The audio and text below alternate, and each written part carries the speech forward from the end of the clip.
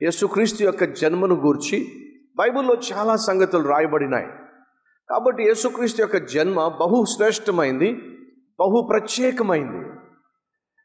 ఆయన జన్మించినప్పుడు పరలోకం సంతోషించింది, దేవదూతలు దేవుణ్ణి మహిమపరుస్తూ ఈ భూమి మీదకు దిగి వచ్చారు. యేసుక్రీస్తు జన్మ గూర్చి ఏ రీతిగా బైబిల్లో ప్రత్యేకంగా రాయబడి ఉందో, అలాగే మరొకరి గురించి కూడా బైబిల్లో చాలా ప్రత్యేకంగా అతని జన్మ గురించి రాయబడి ఉంది. యేసుక్రీస్తు తరువాత ఒకని జన్మ గురించి అంత ప్రత్యేకంగాను అంత స్పష్టంగాను రాయబడి ఉంది అని ఎవరి గురించి అయినా ఉంది అంటే అది ఒకే ఒక్కని గురించి. ఎవరో తెలుసా మీకు? అబ్రహాము కన్నటువంటి ఇస్సాకు. ఇస్సాకును గూర్చి దేవుడు ముందుగానే వాగ్దానం చేశాడు. ఇస్సాకు వాగ్దాన పుత్రుడు. దేవుడు అబ్రహాముతో మాట్లాడాడు, నిన్ను గొప్ప జనముగా చేస్తాను, నిన్ను నేను దీవిస్తాను, నీ ద్వారా ఈ ప్రపంచ జనములు దీవించబడతాయి అని చెప్పన్నాడు. అలా చెప్పినప్పుడు అబ్రహాము పిల్లలు లేనివాడు. అబ్రహాముకు శారాకు బిడ్డలు లేరు. 75 సంవత్సరాల వయసులో అబ్రహాముకు పిల్లలు లేని సమయంలో దేవుడు అబ్రహాముకు ప్రత్యక్షమయ్యాడు. నన్ను నమ్ము, నా మాట విశ్వసించు, నన్ను వెంబడించు, నీకు నేను ఫలాన్ని ఇస్తాను, నీ ద్వారా ఒక జనమును తీసుకొస్తాను అని దేవుడు చెప్పిన మాటను అబ్రహాము నమ్మాడు. అది అతనికి నీతిగా ఎంచబడింది. అబ్రహాముతో పాటు ఇస్సాకు కూడా దేవుని మాట నమ్మాడు.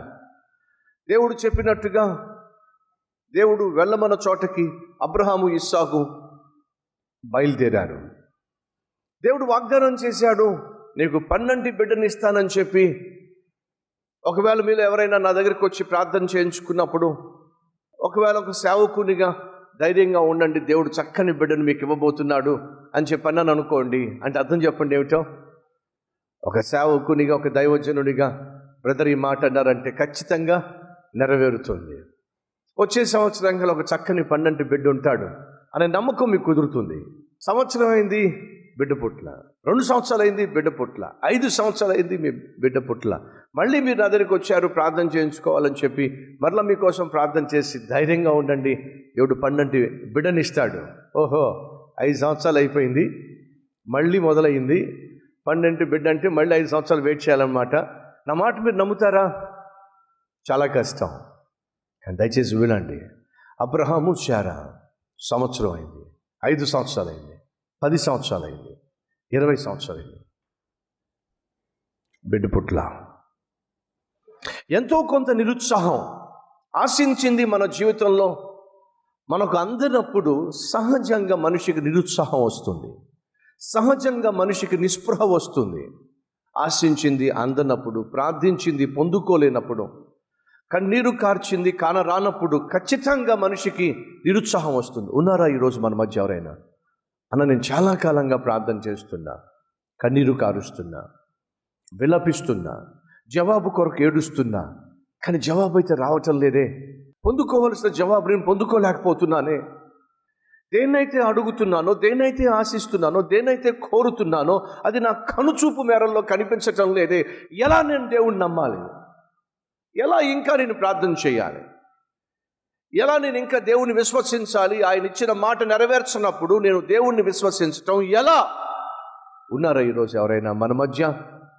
నా ప్రియ సహోదరి, సహోదరుడా, దేవుడు నీకు మాట ఇచ్చినట్లయితే ఆ మాట తప్పుటకు నేను ప్రకటించే దేవుడు మనిషి కాదు. ఇచ్చిన మాట దేవుడు నెరవేర్చకుండా ఉండనే ఉండడు. ఆయన ఆలస్యం చేస్తాడేమో కానీ అలక్ష్యము మాత్రము చేసేవాడు కానే కాదు. ఆ కొడుకు తండ్రి బయటికి వెళ్ళటం చూశాడు. నాన్న, బయటికి వెళ్తున్నావా? అవునరా, వస్తూ వస్తూ చాక్లెట్లు తెస్తావా? నువ్వు చాక్లెట్లు తేబోతున్నావు నాకు తెలుసు డాడీ. Thank you daddy. వెళ్ళిపోయాడు లోపలికి. చాక్లెట్లు తెమ్మన్నాడు, తెస్తున్నావని నమ్ముతున్నాను, థ్యాంక్ యూ డాడీ అని చెప్పి వెళ్ళిపోయాడు. అంటే ముందుగానే థ్యాంక్స్ చెప్పేశాడు. ఇంకా డాడీ తప్పనిసరిగా చాక్లెట్ తేవాల్సిందే. ప్రేమ కలిగిన తండ్రి ఇంటికి వచ్చిన తర్వాత, ఇంటికి వస్తూ వస్తూ చాక్లెట్లు కాదండి, ఒక డబ్బా నిండా చాక్లెట్ తీసుకొచ్చి టేబుల్ పైన పెట్టి, మరి తీసుకోరా నీకు చాక్లెట్లు తెచ్చానని చెప్పంటే, లేదు డాడీ మీరే నాకు చాక్లెట్లు తీసివ్వండి అన్నాడు. చిన్న పిల్లోడు. ఒరే నాకు చేయి ఖాళీ లేదురా, నీవే తీసుకో చాక్లెట్లు అని అంటే, లేదు డాడీ మీరే నాకు తీసివ్వండి. డాడీ పట్టించుకోవాలా, వాడు పట్టించుకోవాలా. కాసేపు అయిన తర్వాత మళ్ళీ డాడీ వచ్చి, ఒరే నువ్వు చాక్లెట్లు తీసుకోవని చెప్పి అన్నాను కదరా, తీసుకో. లేదు డాడీ మీరే తనకు తీసివ్వండి. తండ్రి కొంచెం విసుగొచ్చి వెళ్ళి ఆ డబ్బా తెరిచి ఆ డబ్బాలో చేయబెట్టి వాడికి చాక్లెట్ ఇచ్చాడు. వాడు ఎంత సంతోషంగా ఆ చాక్లెట్లు తింటున్నాడో.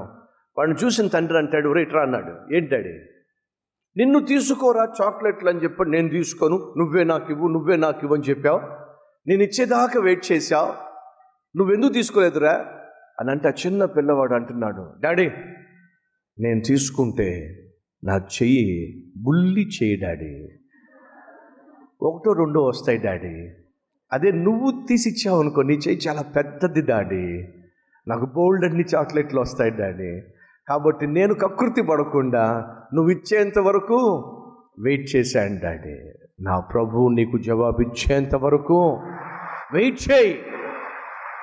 ఆయన ఏది ఇచ్చినా సమృద్ధిగా ఇస్తాడు, నువ్వు సంతోషించే విధంగా ఇస్తాడు, సకాలంలో ఇస్తాడు. అంతేకాదు నీకు అవసరమైన సమస్తము ఇస్తాడు. కానీ చేయాల్సిందల్లా వెయిట్ చేయి.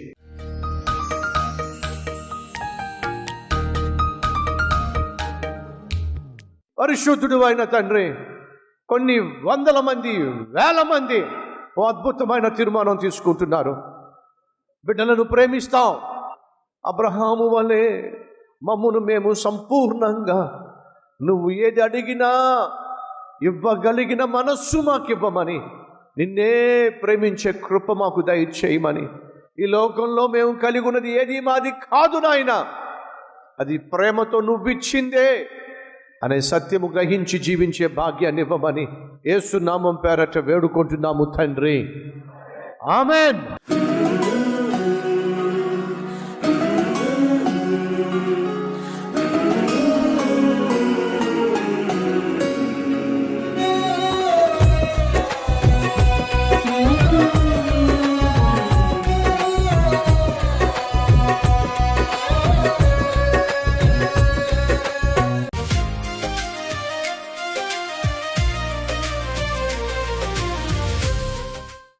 సందేశం మీకు ఆశీర్వాదకరంగా ఉన్నట్లయితే 10 మందికి షేర్ చేయండి, లైక్ చేయండి, మంచి కామెంట్ పెట్టండి. మళ్ళా రేపు కలుసుకుందాం. సరే.